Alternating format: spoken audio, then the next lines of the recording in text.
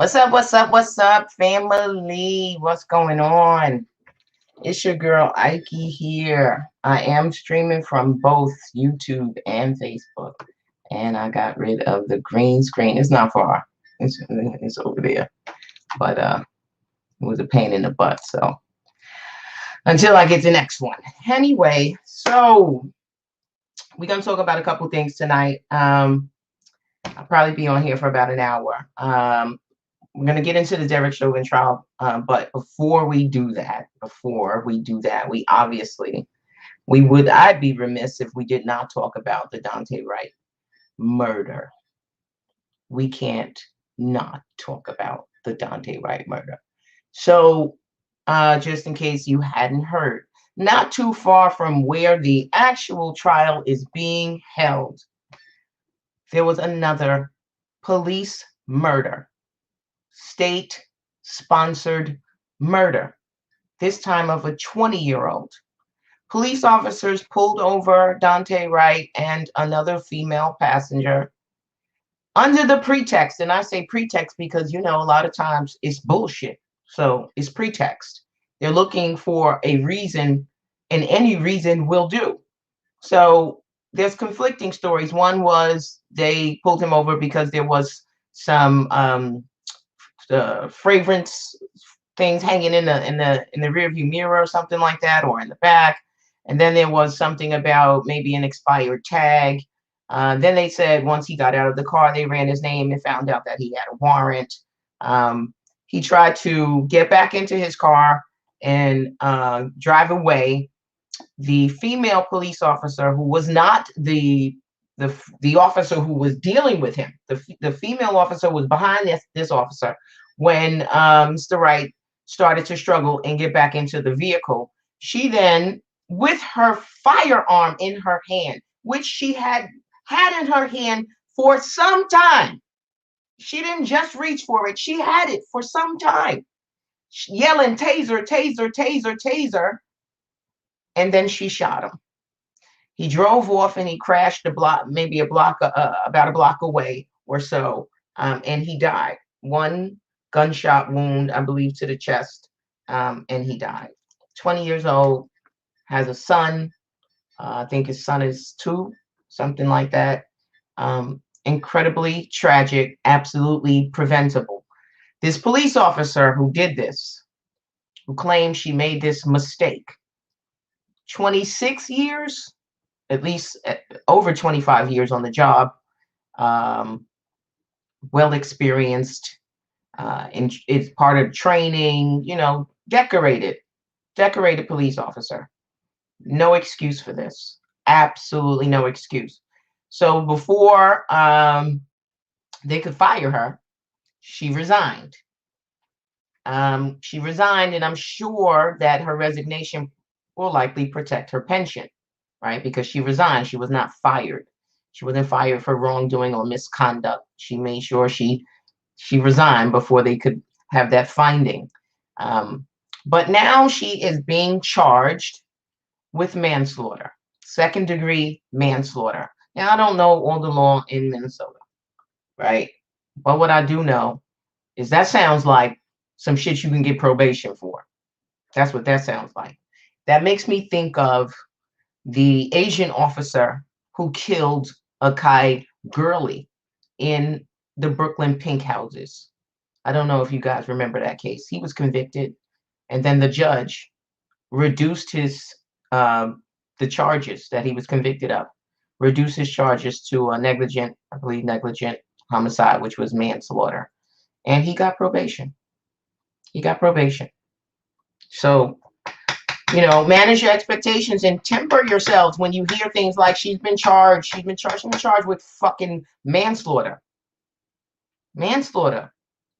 That may hold a non-incarceratory sentence, meaning it may be a non-jail sentence. And I haven't heard, but when you hear things like she could get up to, that sounds like it starts at zero, meaning no jail time, or she could get, maybe up to 10 years. I don't know what it is in Minnesota, but So that's what's going on in peace. Let me say peace to the people in the comments. True Fist of the North Star, peace.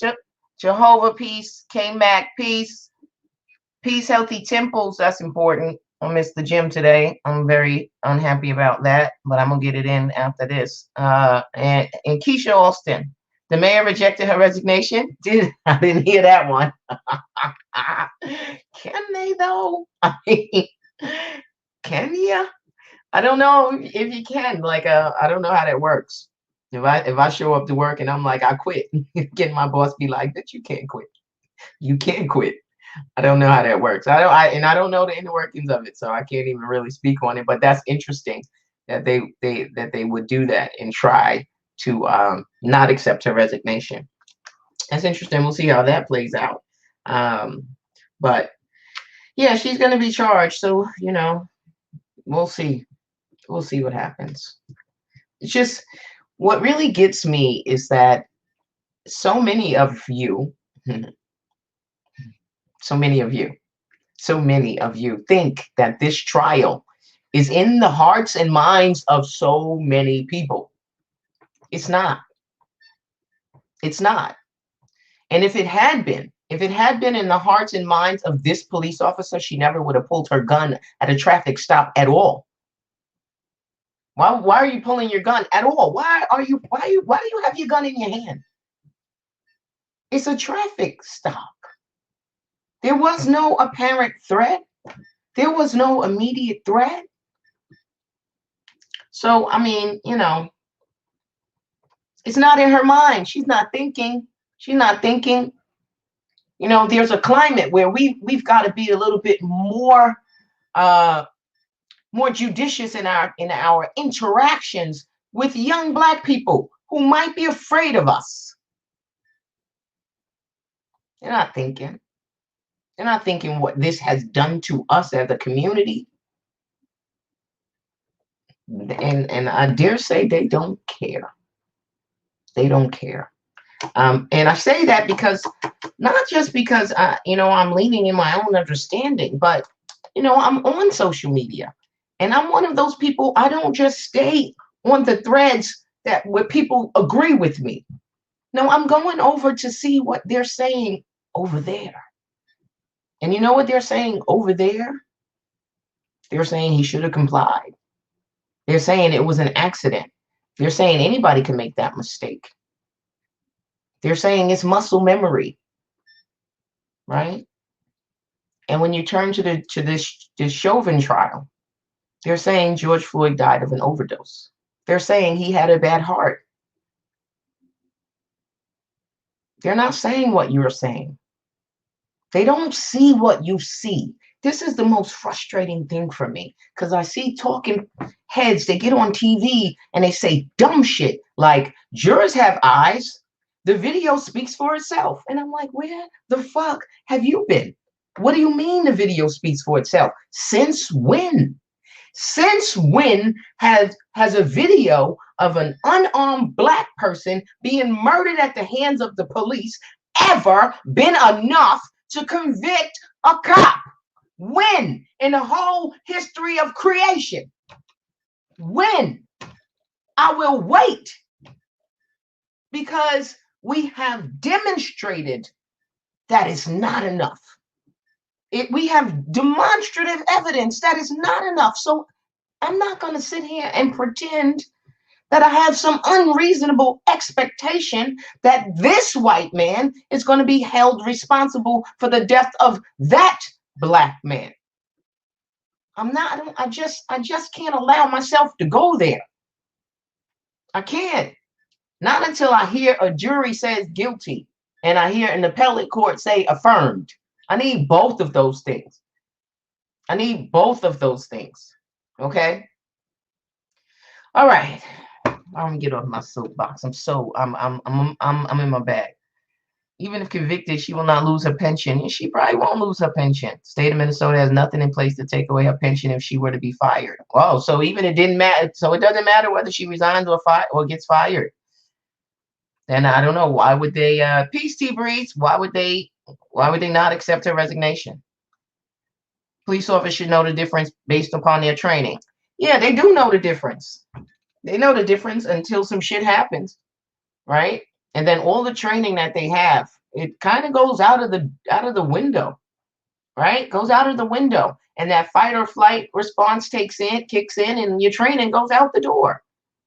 That's what it seems to. That's what it happened because the press conference. It was clear that the police officer, that the sergeant or whoever it was who did the press conference, says that the taser is held on your non-dominant side. Your gun is on the dominant side, and I'm saying dominant because I'm right-hand dominant. So if I were to carry a firearm, it would be on my right side. If I had a taser, it would be on my left side. That means that if you were to reach for your taser, you have to cross your body. That is supposed to trigger your muscle memory that you are reaching for a taser as opposed to your instant reaction to reach for a gun. Now, that's just one part. The weight, the color. I mean, it's a gun is significantly more heavy than a taser. Maybe you don't realize that in the moment, right? That's what she's going to use. And here's my fear. Here's my fear.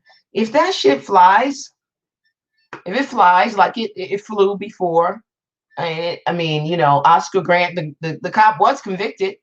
He went to prison for a short minute. Well, I think he got 4 years or 2 years. It was not football numbers. He got some short time. But maybe this is the new stop resisting. Right? Because y'all know about the stop resisting when nobody resisting, just so you could keep punching. So stop resisting. I'm not resisting. Yes, you are. No, I'm not.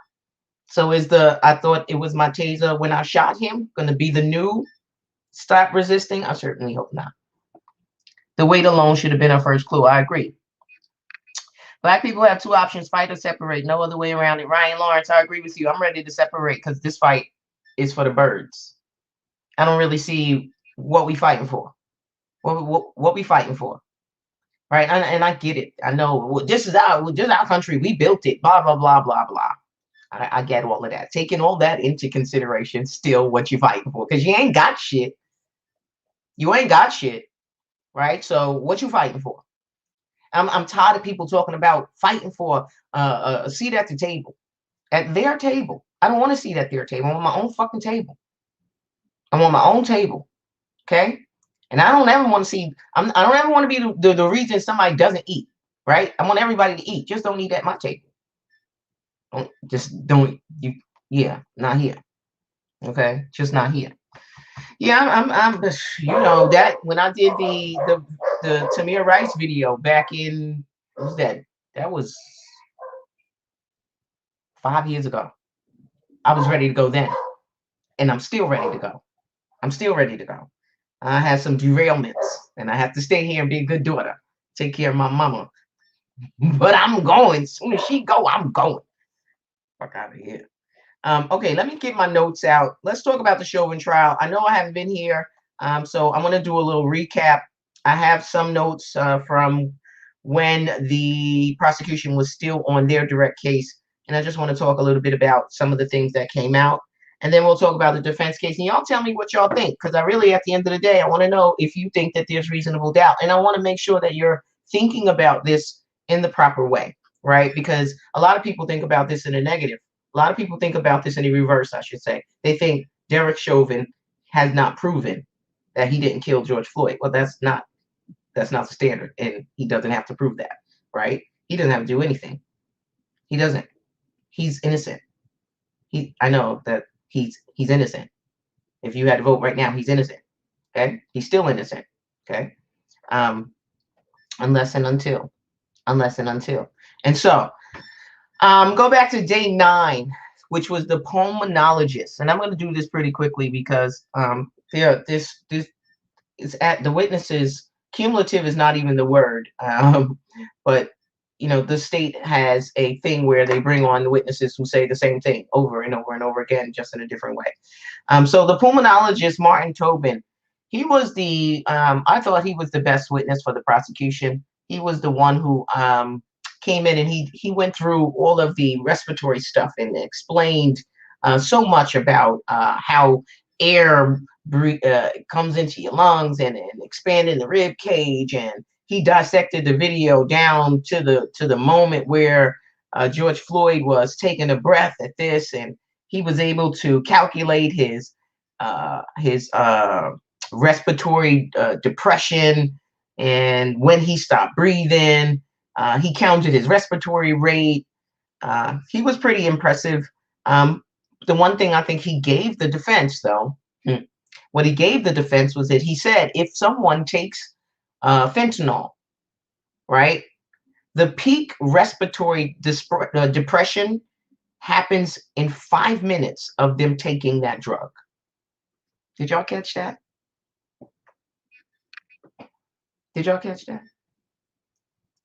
The peak respiratory depression occurs 5 minutes after taking fentanyl.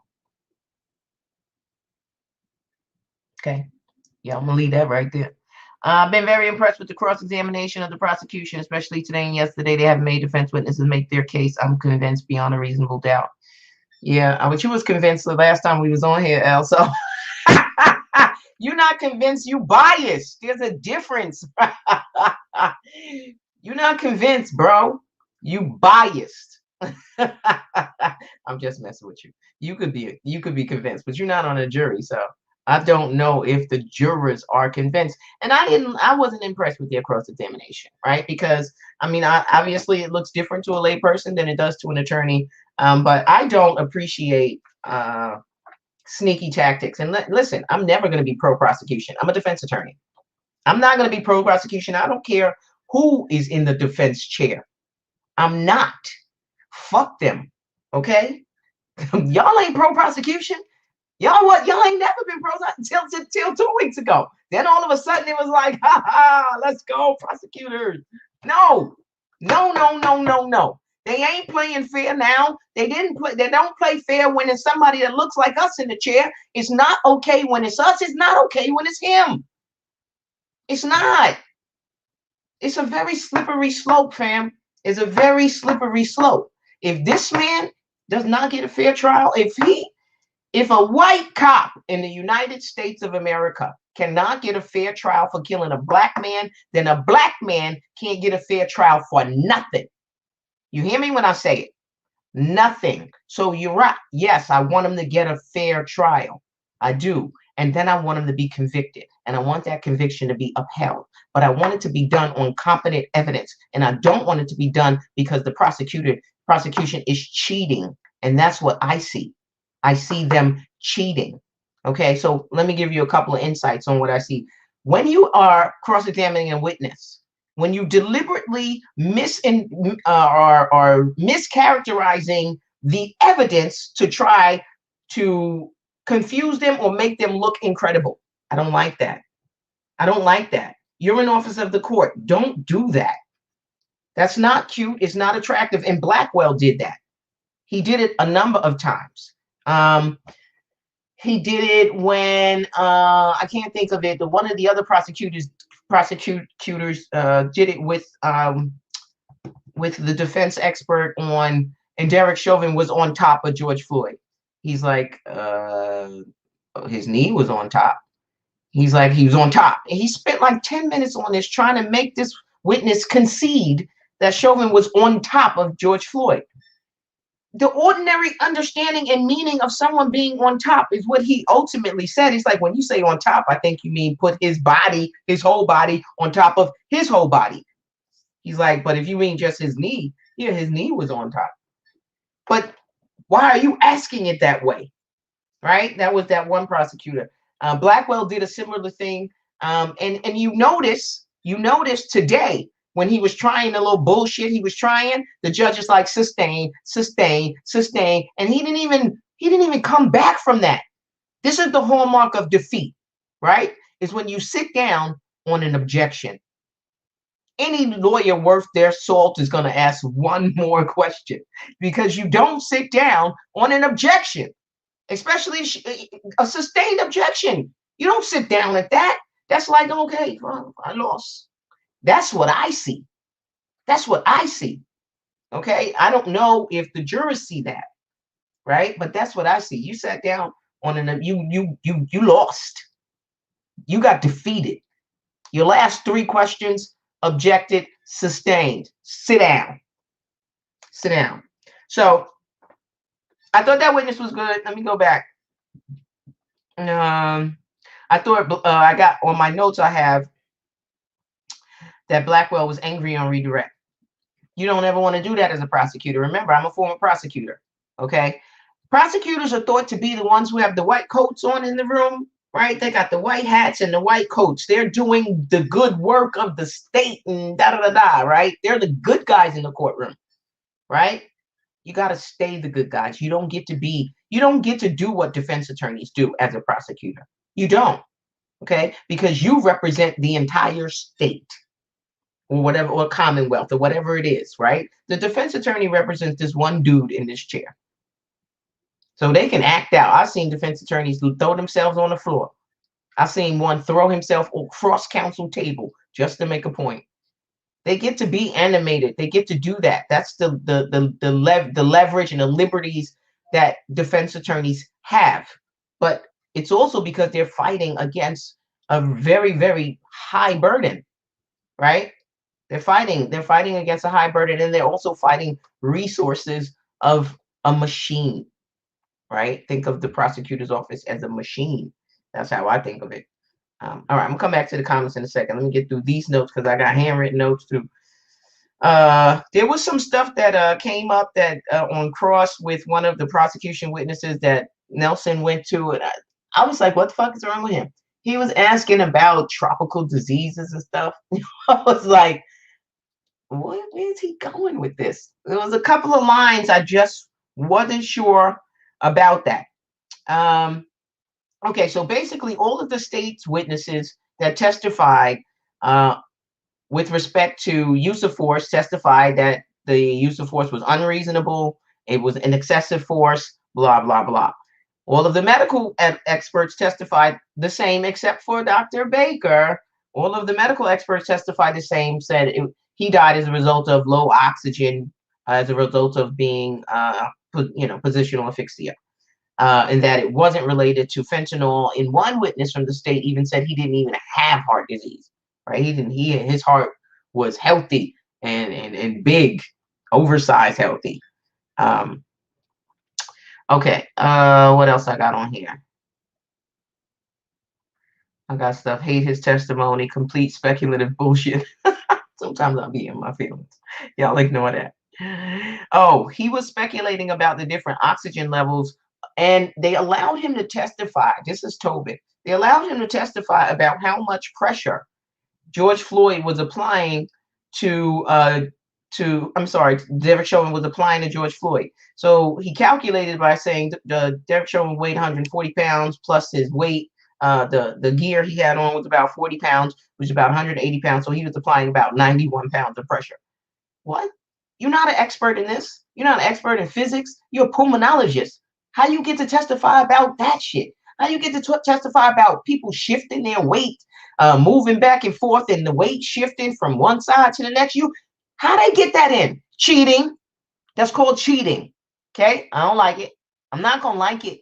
I'm not gonna like it. I won't like it for my client. I wouldn't like it for you. Okay? And so I'm not gonna like it for him.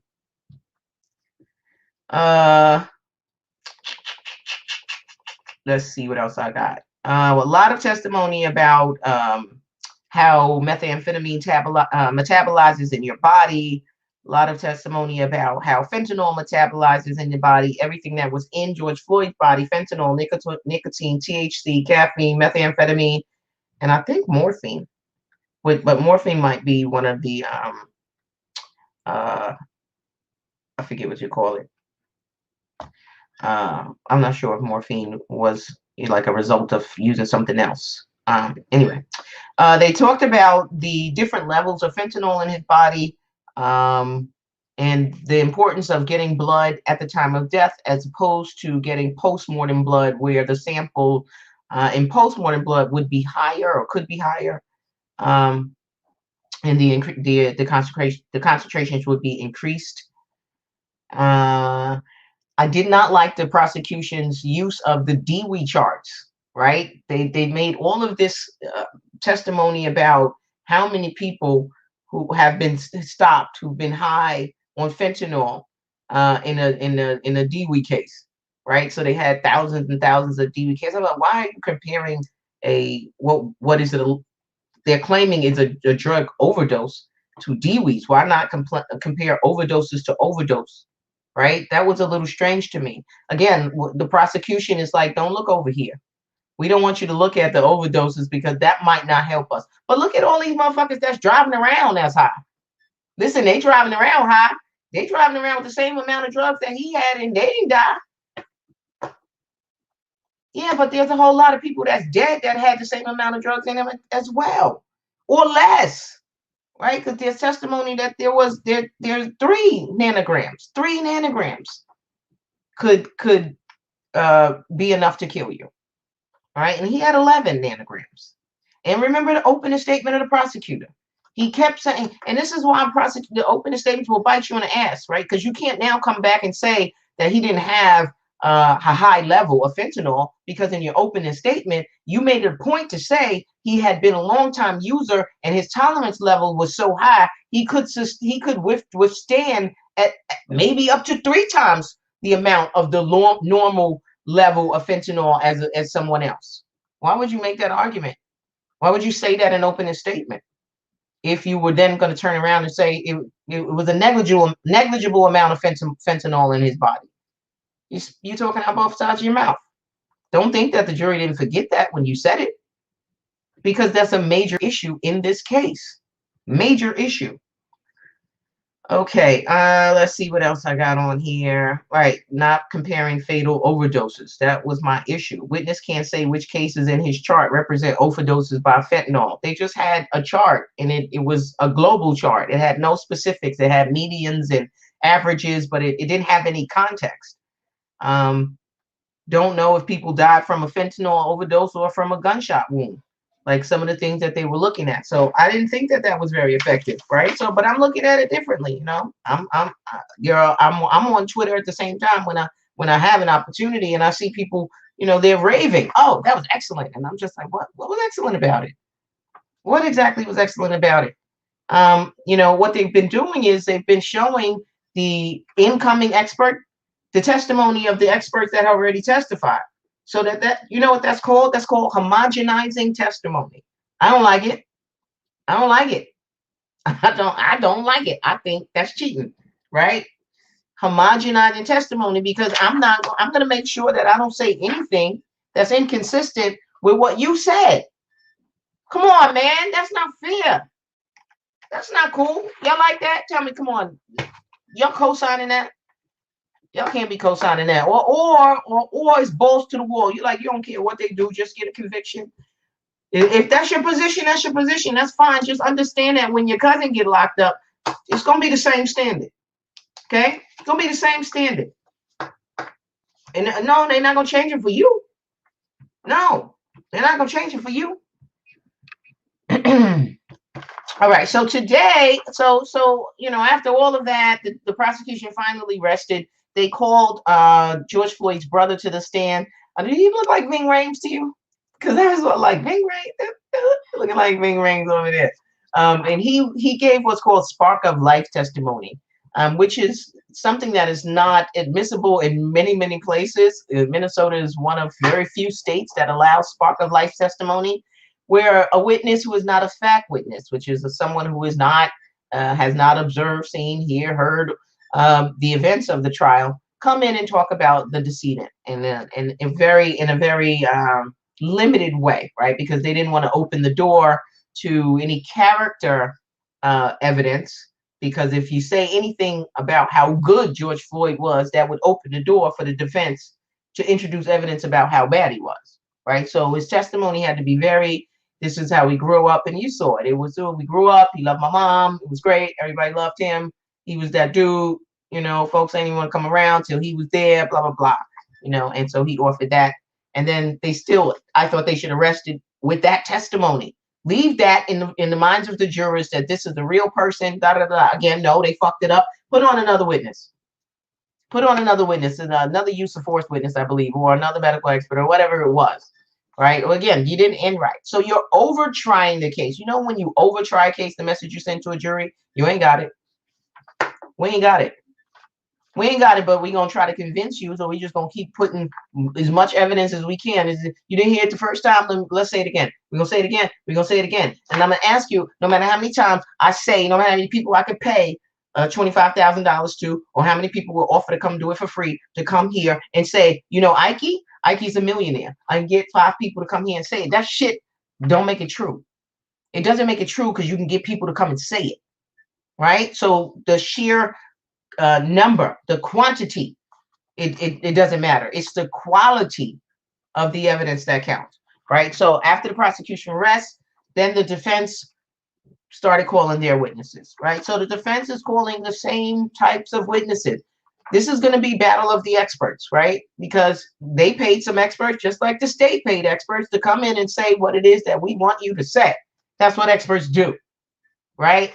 The expert that the defense had, though, this guy came from a panel of experts, right? And on his panel of experts were other pathologists, as like he is, but a toxicologist, a pulmonologist, and other doctors. I think it was like 7 or so, who all reviewed in what we call peer reviewed this case with him, so that he could formulate these opinions. So he wasn't really just coming with his opinion. He coming with the opinions of all those doctors that peer reviewed what he was coming to say. Right. So he didn't need to come have cumulative testimony from all of these people. He got this one person who is speaking on behalf of all of these. What's that from? Who knows that? Who know that? Oh, Chef of the Future. I'm old. Leave me alone. Jury not being sequestered could be a contention for appeal. It absolutely is a contention for appeal. There's a whole lot of contentions for appeal. Jury should be sequestered, should have been sequestered. They will be sequestered during deliberations, but I don't know what the judge is thinking. If you think they should be sequestered during deliberations, then they should be sequestered now. What a difference 3 days makes, or whatever it's going to be, right? A week or whatever may have you. If you think that there is a potential, right? Obviously you do, because you want to sequester them for deliberation. Then given the fact that this new this new shooting is so close to this trial, and the families are lockstep with each other doing press conferences in front of the courthouse. If the judge thinks that that's not an issue, maybe he's trying to give Chauvin an appeal, right? I wouldn't put that past him either. I really wouldn't. I wouldn't. Well, biased for the defense. I'm objective. I want to see justice. I am biased for the defense because we the underdog. You got to understand, when you walk into court, right? Criminal court, most of the time the defendant is the most despised person in the room, and then by extension his lawyer, right? Which would be me. So I've been in the shoes of Nelson. I've defended police officers who have been accused of doing something untoward to a black person. I've been that lawyer in the courtroom looking at other black people like I'm defending these white guys right here, right? Because they deserve due process and a fair trial too. And just like I go hard for the people that look like me, I go hard for the people that don't look like me, because the system is not fair. It's inherently unfair to all defendants. It's just particularly more unfair to the ones that look like us. Okay. So I say that I am not biased in that regard. But I do have some insight on how these things go. And yeah, I wouldn't be surprised if all of the prosecution is this is all just, smoke and mirrors. The jury not being sequestered by sparkle-like testimony could also be a contention for appeal. No, it can't, because that's permissible. Defense didn't cross George Floyd's brother. No, that was a tactic. That's a tactic, because you don't want to alienate the jury. What was he going to ask him? You miss your brother? Like, what are you going to ask him? What is he going to ask him? Your brother had a fentanyl problem? We already know that. We know that from his girlfriend, Courtney Ross, when she testified. It was useless for him to cross the brother, and it would only draw the ire of the jury for him to do something like that. So that was the right thing to do. Just like it was the right thing for him to do to not cross-examine the kid. Okay, so then we had, we got to talk about your girl, Shawanda Hill, came in there looking like Jess was a mess. I was like, is that just hilarious? Oh, Lord. I was like, wait a minute. So basically, her testimony for the defense was just to come and establish that George Floyd had been nodding off, right? And so the defense is going to, on summation, going to string all of this together. The fact that he had been nodding off means that he already was high. You saw him in the store. Last time I was here, he was doing what was it again? Damn, I always forget this from Jungle Fever. Anyway, Gator. He was doing a Gator dance in the store, right? So for many of us who are familiar with addictive behaviors, we saw that and we like, he high right now, right? And so the defense is going to argue he was high in the store, and then when the police came, he ingested more drugs. Now he was already on the nod when the police came to the door. He was already nodding off. Shawanda Hill testified that she had to try to wake him up a couple times, and that was before the cops came. She said when the two little dudes, or what she called them, little dudes from the store, when they came over to the car to tell them about the bill, that the bill was fake, right? And she was like, wake him up. She tried to wake him up a couple times. And she couldn't. Like, he would wake up and be like, and then fall right back to sleep, right? So I forgot to tell her I was on live. Sorry, y'all. I'm live.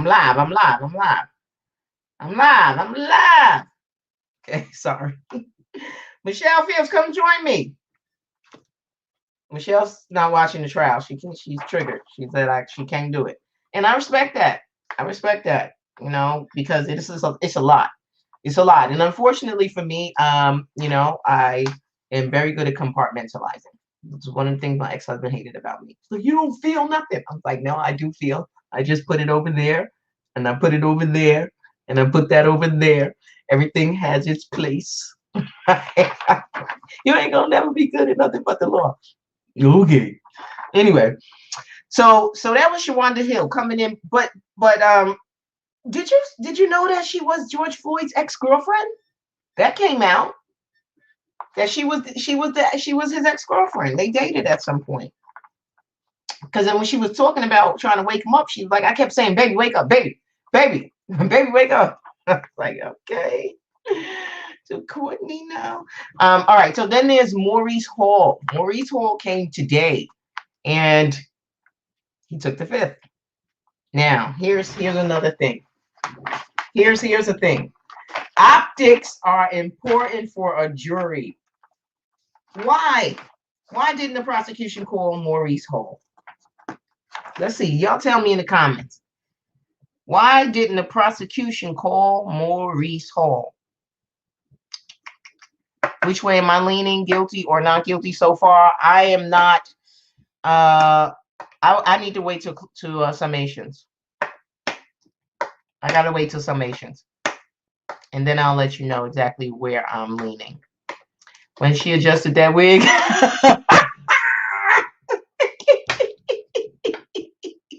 Stop. Oh God, it was so clear she did not want to be there, but at least she answered the questions, right? But your boy Maurice was like, I'm not about to be answering these questions because I could be subject to arrest or charges. I'm not going to answer anything, nothing. Okay, and the judge is like, well, why don't you want to answer questions about that? I don't know. They might charge me with something. Now, here's the rub. The prosecution at any point could have said, we'll give you immunity. You know they're not going to charge him with George Floyd's murder, right? So they're playing fast and loose.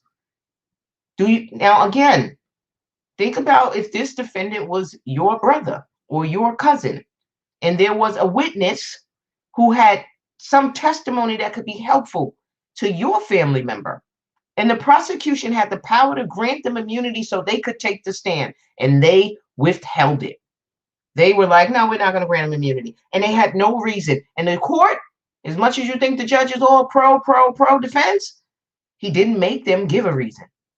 He didn't make them give what we call an offer of proof for why you will not offer this man immunity. He's like, well, I can't make them do that. I can't make them do that. And so he invoked and he got off the stand. What does that look like to the jury, though? right? The jury's like, well, Shawanda testified. Maybe Maurice Hill did give George Floyd pills. See, the last thing you want to do is have a jury speculating, especially when you have a defense hammering he OD'd, especially when you had Courtney Ross come testify that Maurice Hall was the dealer, especially when you had Courtney Ross testify that Maurice Hall was the one who gave her the pill that made her feel funny, right? Come on, this is why, you know, it only takes one reason to doubt. You don't need a lot of doubt. You need one. You need one on one element. There's a lot of elements, right? A lot of elements. You intended to cause the death, right? Intent, causation, death. They got death. That's the easiest one, right? Death. They always got their dead body. That's nothing. Okay? Intent. Gotta prove that. Cause. Gotta prove that. And those are major points of contention. If this jury doesn't find causation, he's not guilty on all three counts. Okay? Because you need causation for all three counts. All three counts. All right. So on defense, they also put in a 2019 video of his arrest, which shows him swallowing pills and sort of engaging in the same sort of behavior that he did in 2020. Acting erratic, refusing to get out of the car, not following commands, apologizing, things of that nature, and swallowing pills. Okay, swallowing pills. And then they brought in a paramedic who came and testified that they had to respond to the precinct where he was arrested after he swallowed pills, and his heart rate was like 200 and something over whatever, right? She said he was in danger of a heart attack or stroke or something to that effect, right? So what the defense is laying out is that last time he had a similar issue, he had medical treatment, and that's why he didn't die. This time, he had a similar issue, and the ambulance took too long, and he died.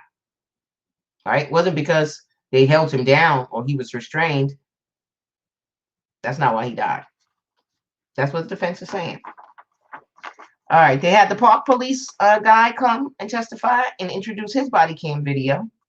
He's the one who came after the fact, and he sort of stood on the corner with Shawanda Hill and Maurice Hall, who at the time told him his name was something like Ricardo or something.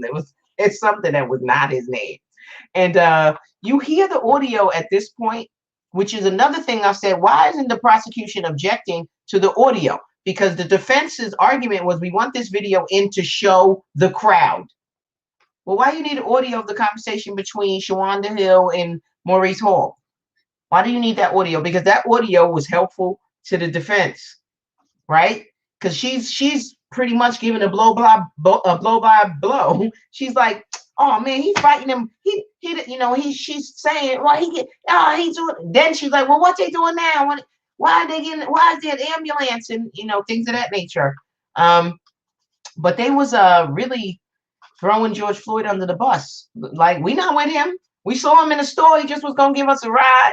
Self-preservation was kicking in like wow, we ain't with him. We ain't with him. We saw him in the store. He's gonna give me a ride, and then he's gonna give him a ride. So we all going the same way. So I'm embellishing, but that's pretty much what she said. Yeah.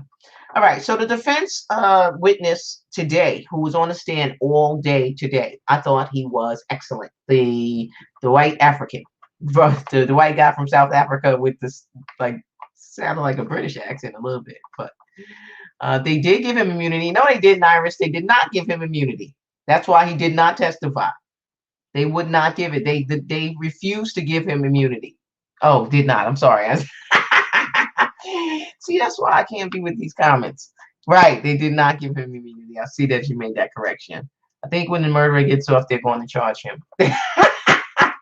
I think that would be a slam dunk case for any defense attorney getting him off.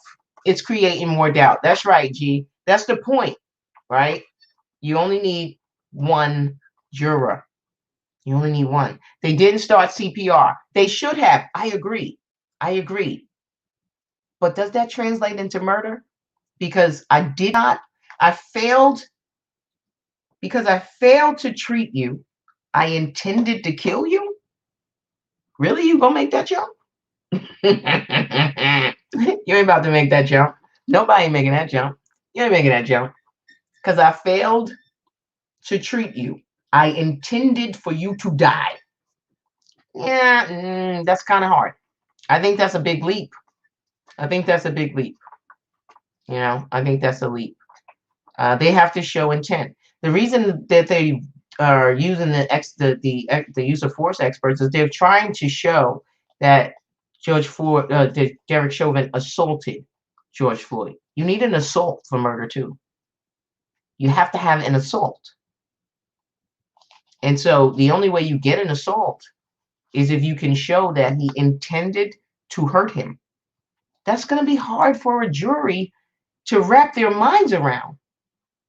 I think it's going to be hard for a jury to wrap their minds around a police officer just, I'm intending to kill you.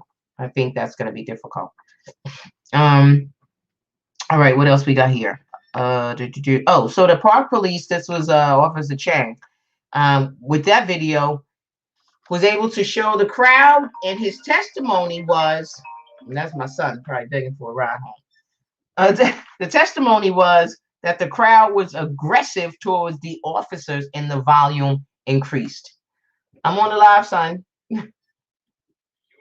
Yes, I'm on the live. Yes, they could say the police had a duty to care in regards to the CPR. This is not a civil case, though, right? That's a civil concept. When you violate a duty of care, that's a negligence type of application. He's not charged with negligence. What's up? What you need? Okay, that'd be great. Let me know. Text me back. Okay. I'm almost done, though. I'm wrapping up in 10 minutes. Bye. So my son got a job, right? That's good. Yay! But he don't have no way to get to his job. It's not like, so I got a job getting him to and from his job. This not the job. I don't want this job. Like, and I don't want to be a bad mom and be like, yeah, you gotta quit. I'm trying to, I want you to be responsible and make your own money. But this shit is burdensome. I gotta be here, support the children. Support the children. It violates the standard they laid out in the beginning. They are in your care. Right. Officers are responsible for him. No CPR was a failure of duty. I agree. They failed. They should have given him CPR. That's terrible. I don't think that translates to intent. Doesn't translate that because I didn't do something, I meant to do something else. That's kind of hard. It's a jump. Without intent to affect the death of any person, cause the death of another by perpetrating an act eminently dangerous to others and evincing a depraved mind. Yes, without regard for human life. Yes, I get that. That is the Al-Shabazz. I'll put it up. That is the third degree murder. Third degree murder. Without intent to affect the death of any person, causes the death. Causation. Okay? Can't get past causation. Did he cause his death? Because if he didn't cause his death, you stop there. He didn't cause the death of another. You don't even get to perpetrating an act eminently dangerous to others or evidencing a depraved mind. Did he cause the death? See, this is what I mean by you can't get past causation, which means you have to wrestle with the conflicting testimony. So how do you do that as a juror? The judge is going to give an instruction at the end of the trial about how they are to weigh the evidence. When it comes to experts, the judge is going to say, you can take whatever from an expert you thought was valuable, and you can reject the rest. You can take it all, or you can take a part. You can take some, or you can take none. Okay? That's how what the judge is going to say. In fact, the judge is going to say that about every witness. If you found that a witness was false in some part, you can take so much of the parts that you thought were true, and disregard the parts that you thought were false. That's another instruction, right, on how to weigh and give credibility to testimony, right? So it could be that the experts cancel themselves out. It could be, or it could be that the experts that are paid cancel themselves out, and that the juries only pay attention to the one expert who really matters, and that's Dr. Baker, who is the state's witness, who is the doctor, the pathologist who performed the autopsy. That pathologist stuck to his guns, and he was a state prosecution witness, and he said George Floyd died from a heart issue complicated by police restraints and neck compression. But the primary cause was the heart disease. Okay, the heart issues, right? All of that complicated by his heart and drugs and things of that nature. So can a jury say, I am convinced and I have no reason to doubt, I have no reason to think that he could have died from an overdose? That they have absolutely ruled that out. They have absolutely ruled out that it was the congestive heart failure or whatever it was, right? He had a heart condition with like 90% narrowing or blockaging, or however they wanted to phrase it. One doctor said blockage, one doctor said narrowing of some of his blood vessels, right? One was like 90% occluded. I think the other was 80% or something to that effect, right? That doctor says that's a factor. That the low oxygen, that's a factor. But again, if the defense is going to say that low oxygen is a result of their witness, Tobin, their witness who said 5 minutes after ingestion, that's when the depression, respiratory depression happened. And then he's going to do the timing from when he got arrested and then 5 minutes later to when he is in respiratory distress. That's fucking doubt. I don't care what you say. I don't care what you say. Because it's plausible. It's plausible. If it's plausible, that's a reason for me to consider causation.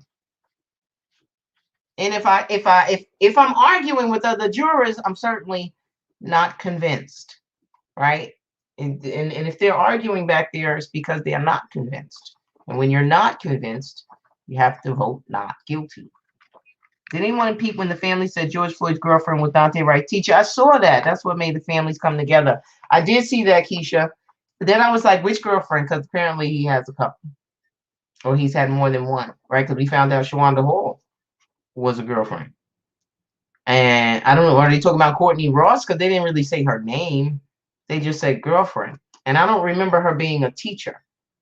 And she don't look old enough to have taught Dante Wright, who's 20, right? So presumably he's been out of school for at least 2 years, unless she teaches college, which I don't know. I got so many questions about that.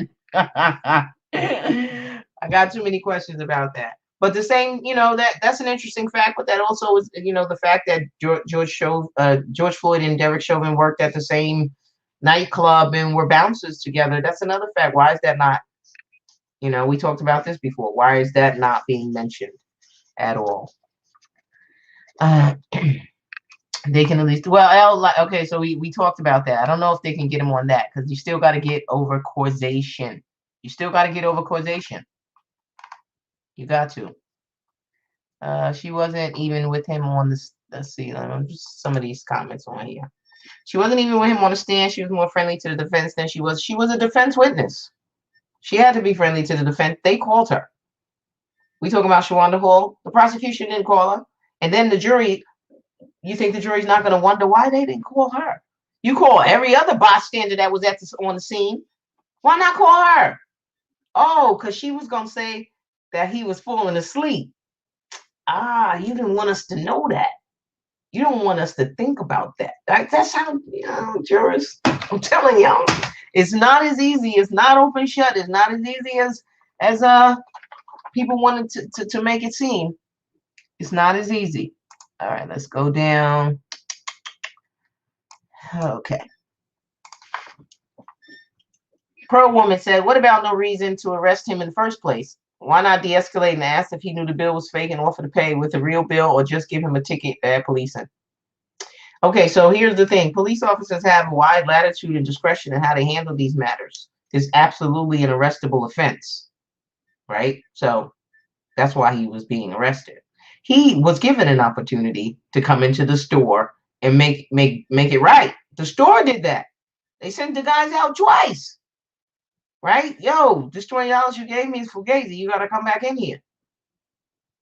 Didn't happen. And that's what they called the police.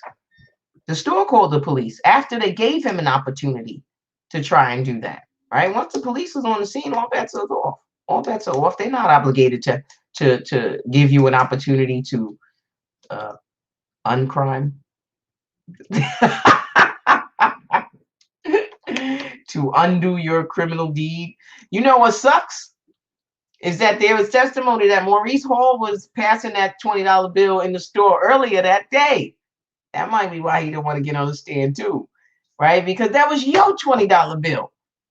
And you was like, yo, I was in here before, they know it's me. I'm going to slip it off to you. You go ahead, bust it, and get some cigarettes or whatever may have you. Just with friends like that, man, I tell you, you don't need nobody. You don't need nobody. All right. Let's see if I got anything else on here. All right, so going forward, what do we have left? Oh, the witness today for the defense, Barry Broad. Like I said already, he had a very, he had some good testimony. He basically was saying that he did not call what Derek Chauvin was doing a use of force. It was not the use of deadly force. It was more of passive, prone control. That's what he called it, prone control. That's not use of force. That's what he said. Right. And then the defense is going to argue not only, right, just to your point, pro woman, the defense is going to argue they did de-escalate because they were going to hobble him. Right. So hobbling is when someone's laying face down and then they bound their feet and then they tie their feet to the restraints behind the person's back. Right. So it's like hogtied. They decided not to hobble him. You can hear there was a little bit of conversation at one point when they were about to do it, and then they decided not to. Nelson is going to argue that that was de-escalation. That's what because everything is nuanced. You know, that's why he's going through he's making this whole big deal about everything happens from moment to moment to moment, the situational awareness, and you have to be aware of this and this and this. And that's why he brought Chang in today to show to talk about how the crowd was aggressive and the crowd was threatening and the crowd was loud and it distracted Derek Chauvin from George Floyd because he had to draw his attention over to what he perceived as a threat, so much so that he took out his mace at one point and shook it. That is consistent with the defense's theory. His actions is consistent with what they're saying, right? So you could like that he didn't do more, right? And I think he should have. Once the officer said he doesn't have a pulse, y'all need to start CPR. They needed to start CPR, and they did it. They didn't under the theory that they were holding for the EMS, hold for EMS. That was what he said. I'm having a lot of mucus today.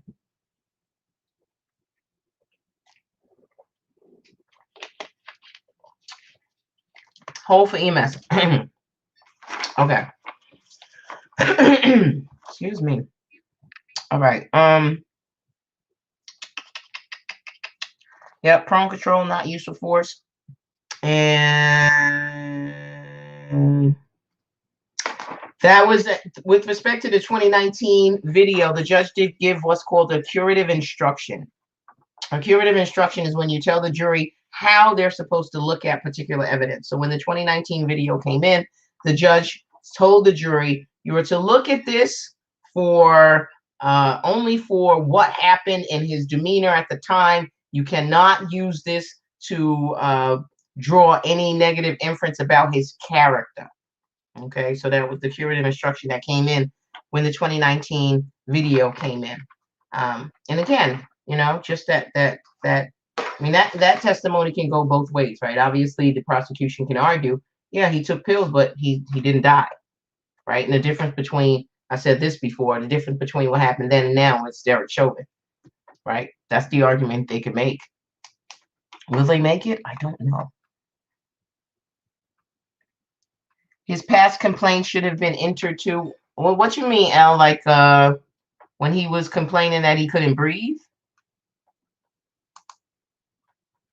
I agree his past complaints, but y'all might be having a conversation in the chat that I'm just late on, because I'll be late. Do we know if the damn 20 was counterfeit or not? Not made clear to me. I know, right? No, I don't know. I have not seen any evidence on that. I'm gonna assume that it was fake, only because the defense. Well, I don't know. I don't even know what to say. It's obviously a non-issue, I guess. But I think I think we could, based on what the store clerk testified about and holding it up to the light and doing all of this extra stuff, and the fact that Maurice Hall had been in there with the $20 earlier, and then we might be able to conclude that it probably was fake.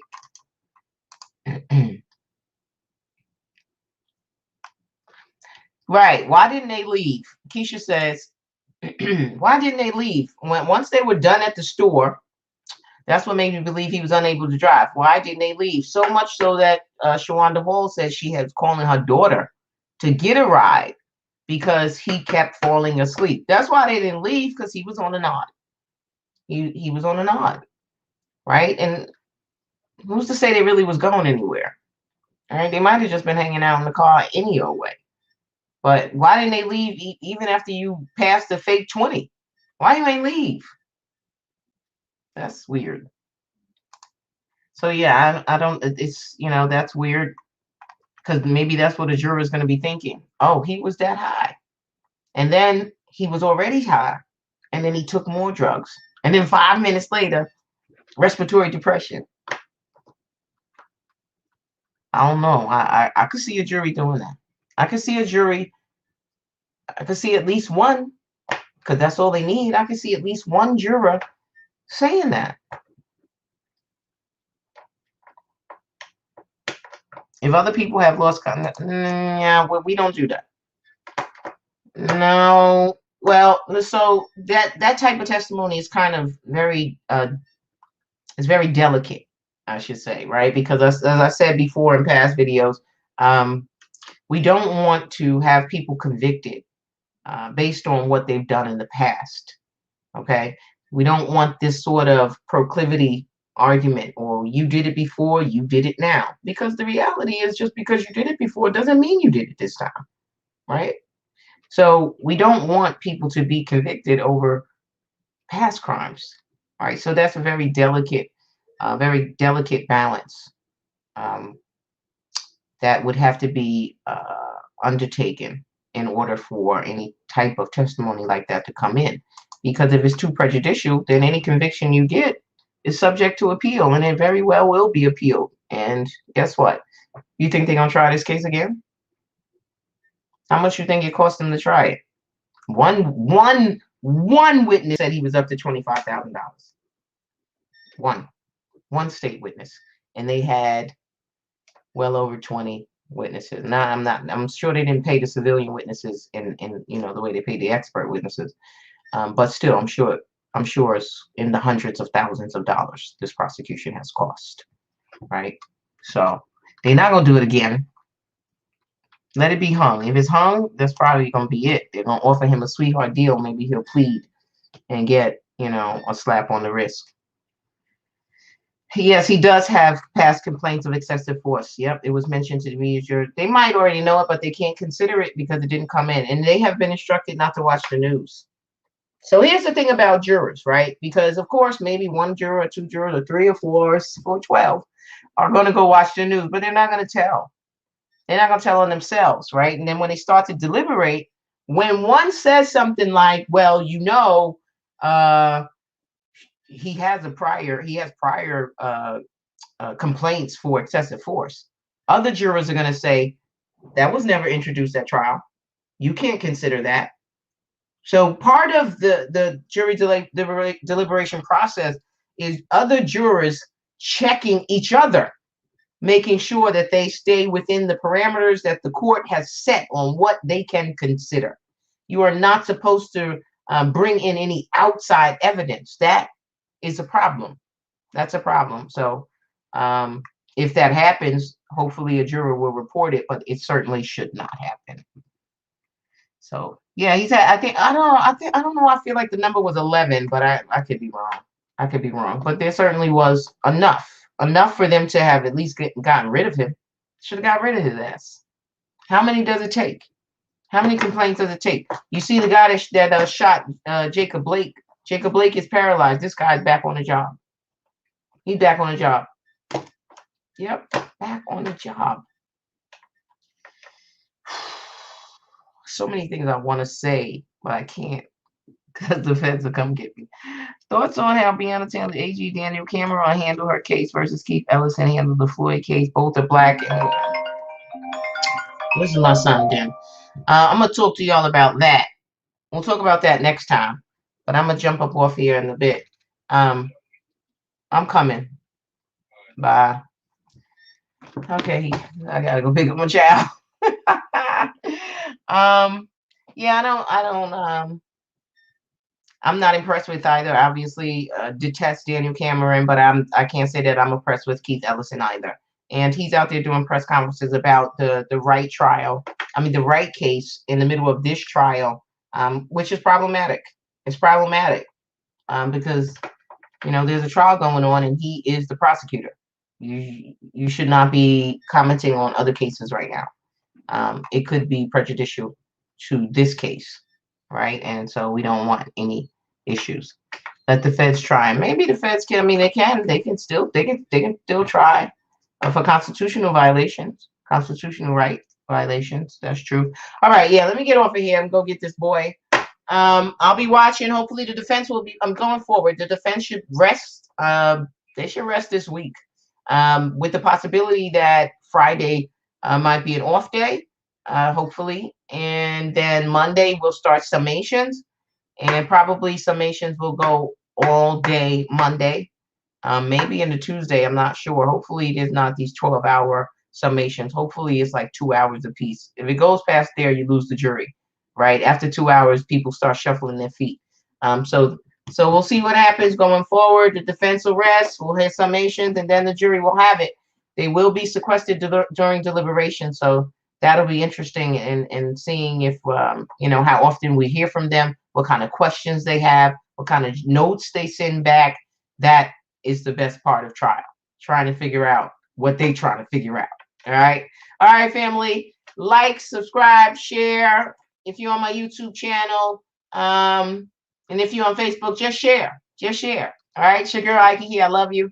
I really do. Peace.